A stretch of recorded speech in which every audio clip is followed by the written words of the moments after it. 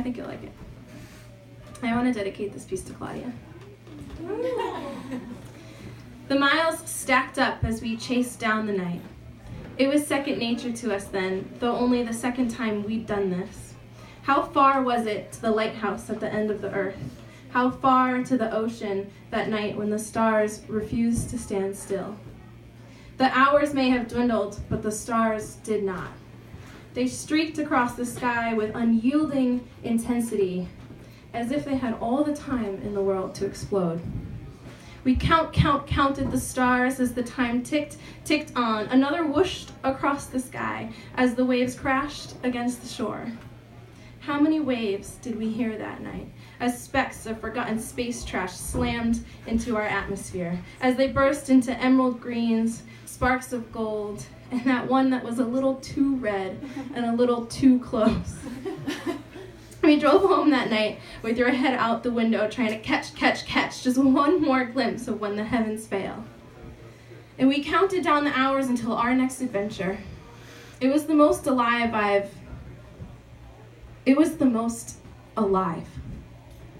Astronauts count down until they are hurtled into space. 10, 9, 8, waiting to light the sky. 7, 6, 5, waiting to compete against the stars. 4, 3, 2.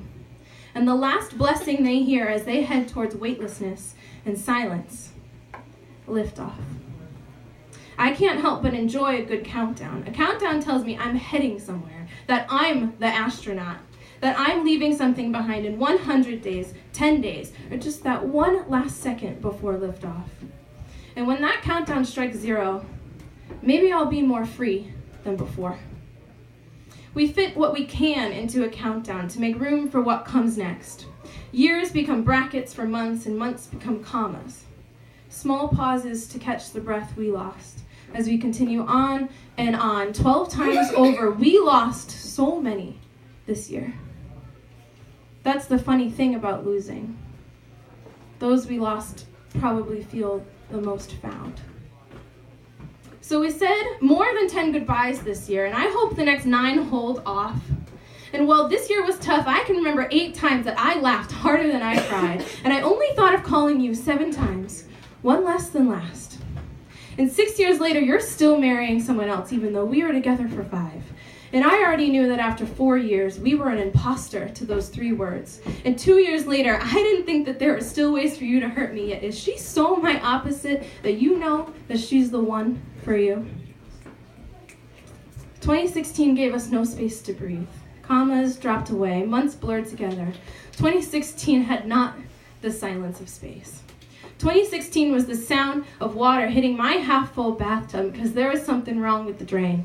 The sound of my feet hitting the ground as I walked away from what was not right for me. The sound of airplane seatbelts clicking into place, and the sound of somebody once told me the world is gonna roll me. I ain't the sharpest tool in the shed. She was looking kinda dumb with her finger and her thumb in the shape of an L on her forehead. Well, the years start coming and they don't stop coming. Back to the rules and I hit the ground running. Didn't make sense not to live for fun. Your brain gets smart but your head gets dumb. So much to do, so much to see. So what's wrong with taking the back streets? You never know if you don't go. You never shine if you don't go. Hey now, you're an all-star. Get your game on, go play. Hey now, you're a rock star. Get the show on, get paid. All that glitters is gold.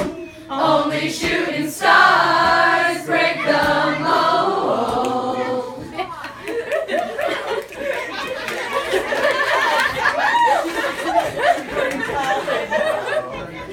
So, the years keep coming and they don't stop coming. So maybe 2017 will be another 2016. And maybe we'll be in 2016s for a while. And even though we left each other in 2015, somehow that felt like 2016 too. Well, I say we break the brackets of this year. No more boundaries, no more bullshit, no more free passes. So when you're counting down to midnight tonight, be an astronaut. Let's light the sky as they did before us. And as the stars do when they break the mold. I'm counting on it. Thank you.